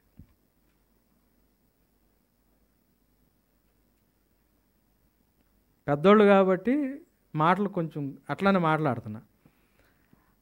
అందమైన స్త్రీ శరీరం నన్ను వ్యభిచారిని చేయదు. ఆ అందం పట్ల నాకున్న తప్పుడు ఆశ నన్ను వ్యభిచారిగా నిలబెడుతుంది. Problem is not in this flesh. అదే అమ్మాయి చెయ్యి మా చెల్లిదో అమ్మదో నాకు తగిలితే ప్రాబ్లం ఉండదు కదా. ప్రాబ్లం ఫ్లెష్లో కాదు, నా లోపలున్న నా తర్కం ఉంటుంది చూసారా, నా ఆలోచన విధానం. నేను ఒక్కొక్క దాని గురించి నేను కన్సిడర్ చేసుకునే నా ఆలోచన విధానం, నా లోపల ప్రాబ్లము. ప్రపంచంలో ఉన్న మతాలు, అన్ని ఫిలాసఫీలు చెప్పేది ఏంటంటే ప్రాబ్లం దీంట్లో. సో దీనికి నువ్వు దూరం అయితే ఇది రిలీజ్ అవుతుందని. దేవుడు ఏమంటాడంటే ప్రాబ్లం నీలో. అన్నిటికంటే మోసకరమైన రోగం మన హృదయానికి ఉంది. It is the inner part that is the problem. దానివల్ల నీ శరీరం ఎఫెక్ట్ అవుతుంది. ఇదే రక్త మాంసాలు మదర్ తెరీసాకు ఉన్నాయి, ఇదే రక్త మాంసాలు బిల్లీ గ్రహాంకి ఉన్నాయి, ఇదే రక్త మాంసాలు ఒసామా బిన్ లాడెన్ ఉన్నాయి. ప్రాబ్లం ఎక్కడ? లోపల. కానీ బైబిల్ ఒక్కడే చెప్తుంది ఈ మాట, ఇంకెవరు చెప్పరు ఈ మాట. నేను కూడా రివర్స్ అనుకున్నా స్టార్టింగ్లో. చెప్తున్నా కదా, ఇదంతా వర్క్ చేస్తూ ఉంటే బైబిల్లో ఉన్న బ్యూటీ ఈ అన్ని మనం దేవుడు ప్రాబ్లం చేస్తున్నాడంటే ప్రాబ్లం నీ లోపల ఉంది. సో నువ్వు వ్యభిచారం చేయలేదు కాబట్టి నువ్వు మంచోడు అని నువ్వు ఎప్పుడు ఫీలింగ్ ఇక ఫిజికల్గా నీకు అది కనిపించలే నీ ఒంటి మీద, కానీ I know what is there inside your heart.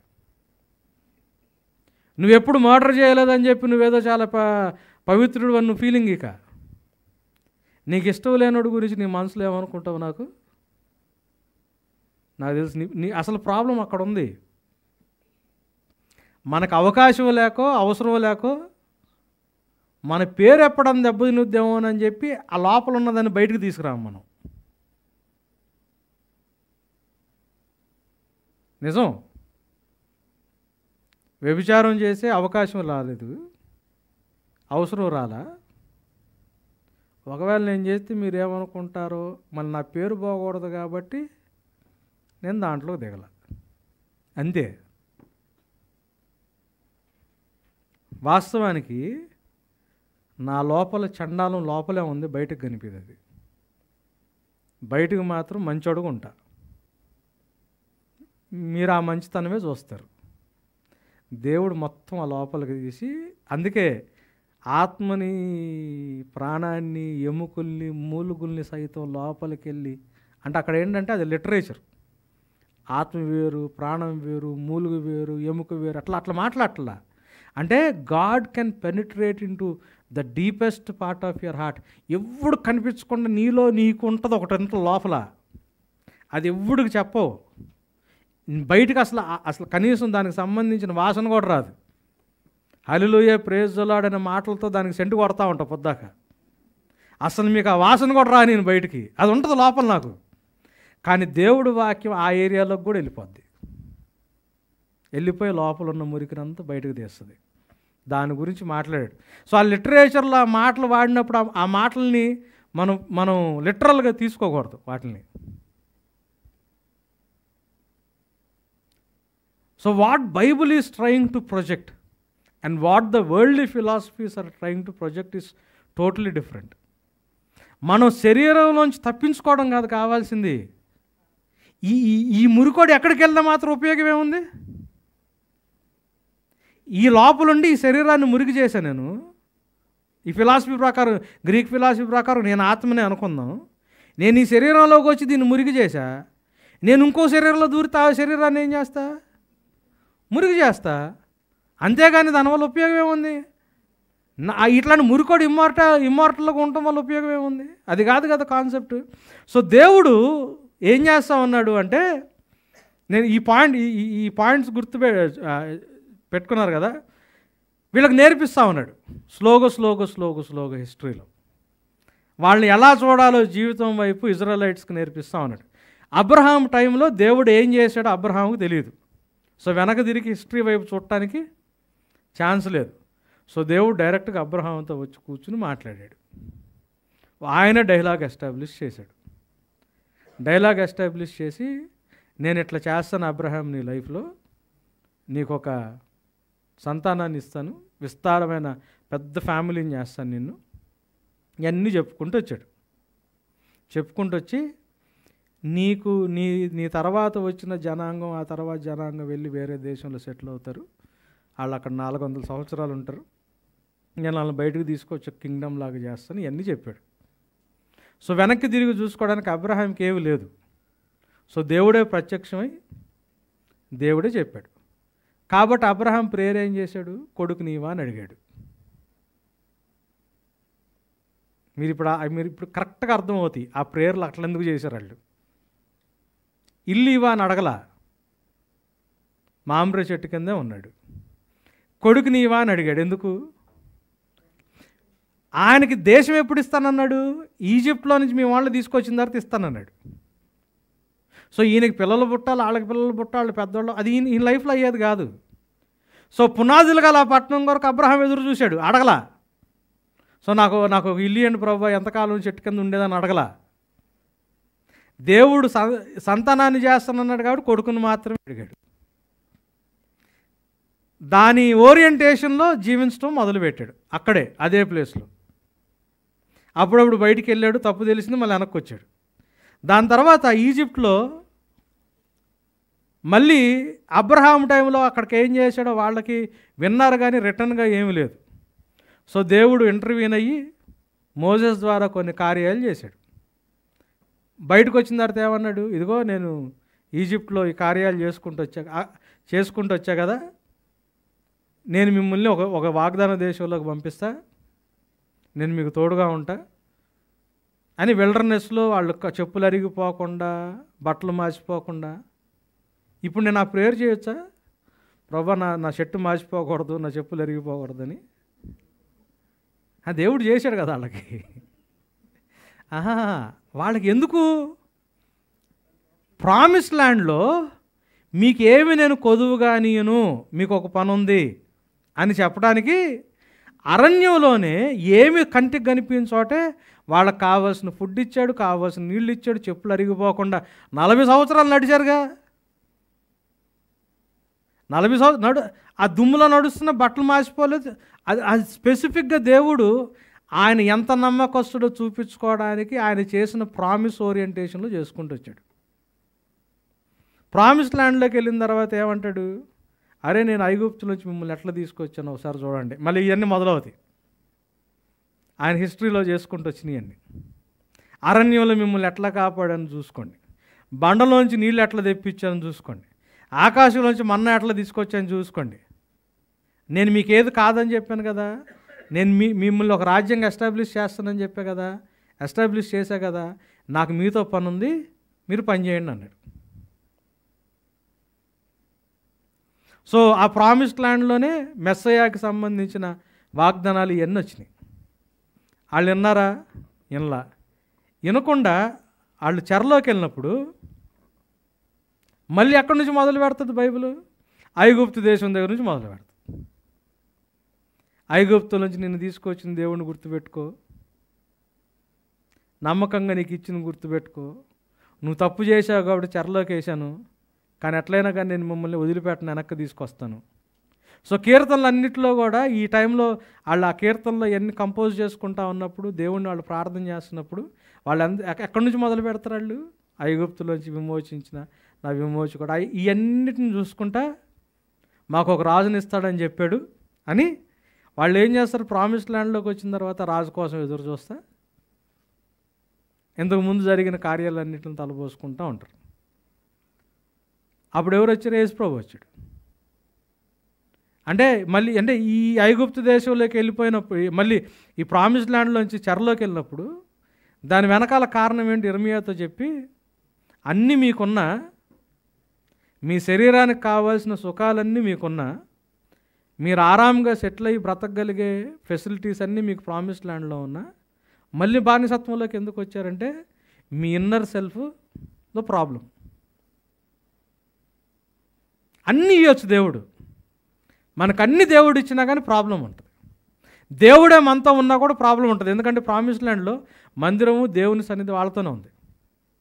So నేను మీతో ఉన్నా, నేను మీకు అన్నీ ఇచ్చినా కానీ మీ ఇన్నర్ సెల్ఫ్లో మోసం పోనంతకాలం, ఆ రోగం పోనంతకాలం మళ్ళీ మీరు బానిసలే అవుతారు.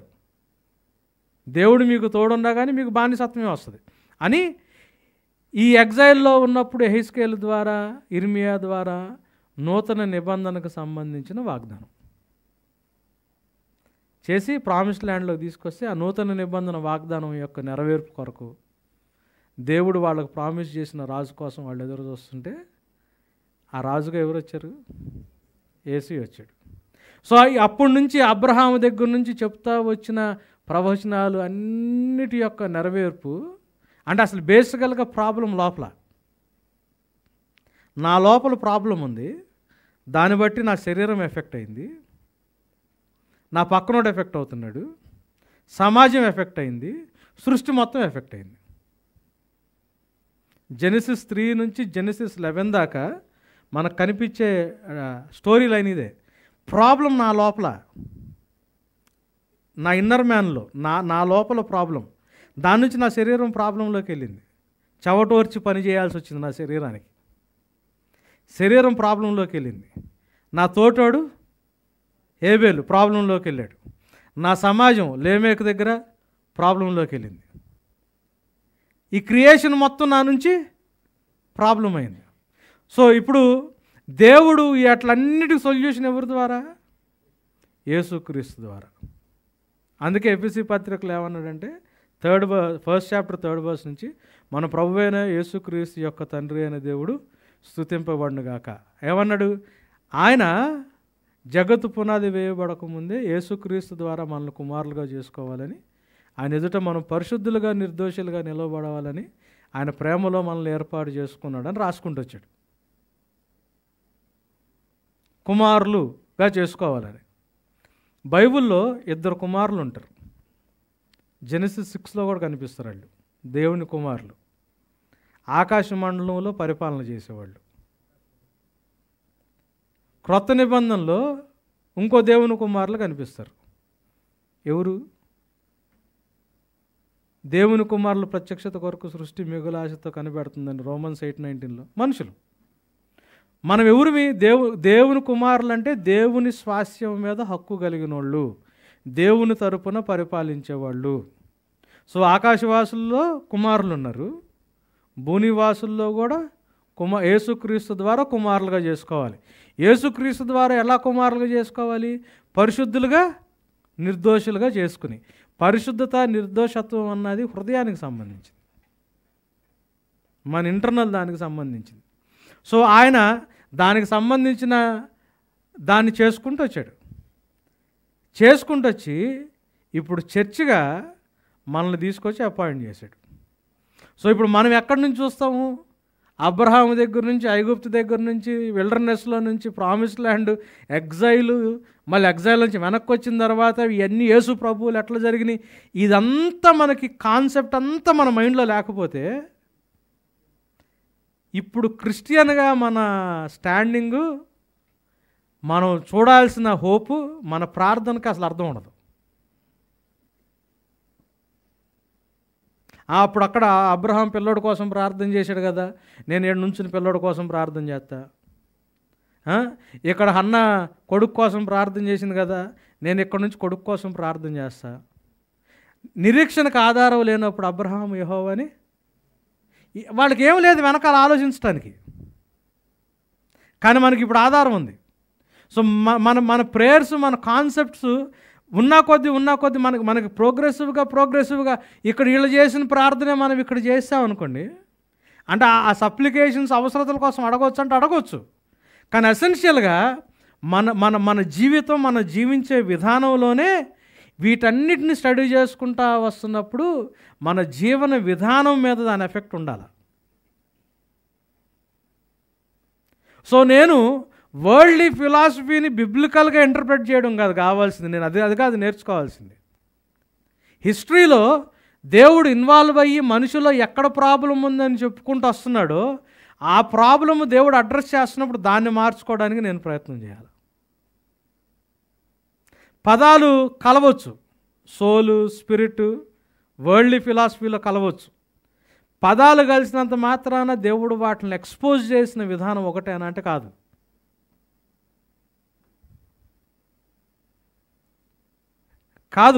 ఇప్పటికి చాలామంది క్రిస్టియన్స్కి శరీరాన్ని హింసించుకుంటా ఆత్మను తప్పించుకోవడం ఒక్కటే తెలుసు. నువ్వు ఇన్నర్ మ్యాన్ డిసిప్లిన్ చేసుకోవాలా, ఇది ఆల్రెడీ ఎఫెక్ట్ అయింది కాబట్టి దీని నుంచి అడ్వర్స్ ఎఫెక్ట్ మళ్ళీ రివర్స్ కూడా వస్తుంది, దీన్ని డిసిప్లిన్ చేసుకోవాలా. శరీరాన్ని డిసిప్లిన్ చేసుకోవాలా, నీ ఇన్నర్ మ్యాన్ని డిసిప్లిన్ చేసుకోవాలా. అది చేసుకోవడానికి నీకు నాకు దేవుడు న్యూ టెస్టిమెంట్లో మనకు హోలీ స్పిరిట్ లార్డ్ యొక్క అసిస్టెన్స్ మనకి ఇచ్చిన ఇవన్నీ ఇప్పుడు వీళ్ళకి ఇవన్నీ లేవు. సో దేవుడు ఇదంతా యేసు ప్రభులో ఫుల్ఫిల్ చేసిన తర్వాత మనం ఇప్పుడు నించుని ఉన్నాం మనం ఇక్కడ. సో మనం బైబుల్ని అప్రోచ్ అయ్యి బైబుల్ ట్రూత్ని, బైబుల్ ప్రిన్సిపల్స్ని మన లైఫ్లో అప్లై చేసుకునే విధానంలో తేడా ఉండాలి. యేసు ప్రభుని నమ్ముకొని మన జీవితం ఏదో మనం జీవించేస్తూ ఉండి మనం శారీరకంగా కొన్నిటిని అబ్స్టైన్ చేసేసి పక్కన పడేసినంత మాత్రాన మనం ఎక్కడికో వెళ్ళిపోతాం అనుకుంటే మాత్రం అది పొరపాటు. సో రిజరక్షను ఎందుకు మ్యాటర్ అవుతుంది అని అంటే రిజరెక్షన్ ఎందుకు మ్యాటర్ అవుతుంది అని అంటే, అసలు దేవుడు అబ్రహాముని పిలుచుకుంది ఎందుకు? అబ్రహాం ద్వారా ఒక రక్షణ ప్రణాళిక చేసుకుంటూ వస్తున్నాడు. ఎందుకు అని అంటే, మనిషిని ఏ పనిలో నుంచి మనిషి పడిపోయాడో మరలా తిరిగి అదే పనిలోకి మనిషిని ఎస్టాబ్లిష్ చేయడానికి. ఇక్కడ పిలిచినప్పుడు రాజులైన యాజక సమూహం అన్నాడు, వీళ్ళందరిని రాజులైన యాజక సమూహం అని అంటాం అన్నాడు. చర్చి దగ్గరకు వచ్చేటప్పటికి మనల్ని కూడా ఏమన్నాడు? రాజులైన యాజక సమూహం. There is a specific work. So ఆయన ఏమంటాడంటే, రిజరెక్షన్ చాలా ఇంపార్టెంట్ ఆస్పెక్ట్ బైబిల్లో. నువ్వు భూమి మీద బ్రతికి దేవుని చిత్తాన్ని చేసేవాడిగా నువ్వు బ్రతకాల. So it is about living on this earth. ఈ భూమి మీద బ్రతికే దాని గురించి నేర్చుకోవాలి. నీ ఇన్నరు రేషనల్ నీ ఆలోచన విధానాన్ని ఇప్పుడు రక్షణకి ఫస్ట్ స్టెప్ ఏంటి? మనస్సు మార్చుకోవడం, నీ ఆలోచించే విధానం మార్చుకోవడం. మారు మనసు is something related to your inner being. శరీరంలోంచి ఆత్మను సెపరేట్ చేసి తీసుకెళ్ళడం రక్షణ కాదు. రక్షణలోకి రావాలి అని అంటే ముందు మారాల్సింది ఏంటి తెలుసా? నీ లోపల ఉన్న నీ మనసు. ఎంత డిఫరెంట్ చూడండి ఫిలాసఫీ, వరల్డ్లీ ఫిలాసఫీకి ఈ ఫిలాసఫీకి. నీవు లైఫ్ గురించి నువ్వు ఆలోచించే విధానం, నీకున్న థాట్ ప్రాసెస్, నీకు ఫామ్ అయిన ఒపీనియన్స్, జీవితం గురించి నీకున్న ఆలోచన, అవగాహన, లైఫ్ అంటే ఇది ఇట్లా బ్రతకాలని మనకు కొన్ని ఉంటాయి చూసారా. అందుకే ఆ లోక మర్యాదలను అనుసరించకుండా దేవుడి చిత్తానుసారంగా మన మనసు మారి. సో రిపెంటెన్స్ అంటే అర్థం ఏంటి అంటే, నీ ఇన్నర్ సిస్టమ్ ఫంక్షనాలిటీని మార్చుకోవాలి. నీ ఇన్నర్ సిస్టమ్ పనిచేసే విధానాన్ని మార్చుకోవాలి. ఈ మార్చుకోవడమే పెద్ద ప్రక్రియ. పెద్ద ప్రక్రియ. ఇది మార్చుకోవడానికి అవసరమైనైతే దేవుడు శరీరాల్లోకి శ్రమను పెడతా ఉంటాడు. ప్రాబ్లం శరీరంతో కాదు. శరీరంలో ములి పెట్టాడు పాలకి. Problem is not with the flesh. Problem ఏమన్నాడు తెలుసా దేవుడు? నీకు కలిగినంత రెవల్యూషన్ ఇంకెవడికి లేదు కాబట్టి నువ్వు లోపల గర్వపడతావేమోనని నీ శరీరంలో ములి పెట్టాను అన్నాడు. Problem is in the inner self. కళ్ళు నెత్తికెక్కే స్వభావం, ఆ ఈగో ఉంటుంది చూసారా, ఆ మూర్ఖత్వం ఉంటుంది చూసారా, ఆ మొండితనం ఉంటుంది చూసారా, ఆ గర్వంతో కూడుకున్న నా అహం ఉంటుంది చూసారా లోపల. అది యాక్చువల్గా ప్రాబ్లం. అది ఎప్పుడైనా కానీ నేను మొన్న కూడా చెప్తా ఉన్నా, శపించబడిన దాంట్లో ప్రాబ్లం ఉండదు. డ్రైవరు బస్సుని కరెక్ట్గా నడపట్లేదు కాబట్టి బస్సుకి స్పీడ్ లిమిట్ పెడతారు. Problem is not with the bus, problem is with the driver. అంతే, క్రియేషన్ అంతా కర్స్డ్, మన బాడీ కర్స్డ్. కారణం ఏంటి? ఇది కరెక్ట్గా ఉంటుందా? దీంట్లో రోగం వస్తుంది, దీంట్లో బలహీనత వస్తుంది. క్రియేషన్ కరెక్ట్గా ఉంటుందా? దాంట్లో ప్రాబ్లం ఉంది, అది ఎఫెక్ట్ అవుతుంది. క్రియేషన్ మొత్తం నాశనానికి వెళ్ళిపోతుంది, బాడీ నాశనానికి వెళ్ళిపోతుంది. నాశనం అయిపోతుంది కాబట్టి దీంట్లోంచి తప్పించుకుని వెళ్ళిపోవడం కదా మనం చేయాల్సింది. అసలు ఈ నాశనానికి కారణం ఎవరు? నా లోపలున్న నా హృదయం, నా ఇన్నర్ రేషనల్ బీయింగ్. సో ఇది ఎప్పుడైతే సెట్ అవుతుందో మిగతా వాటిని పునరుద్ధరించే బాధ్యత ఎవరిది? దేవుడిది. నీ బాడీ రిజరెక్ట్ అవుద్ది, క్రియేషన్ మొత్తం రీసెట్ అవుతుంది. చిన్న బ్రేక్ తీసుకుని క్వశ్చన్లు తీసుకుంటా. టీ వచ్చినాయి.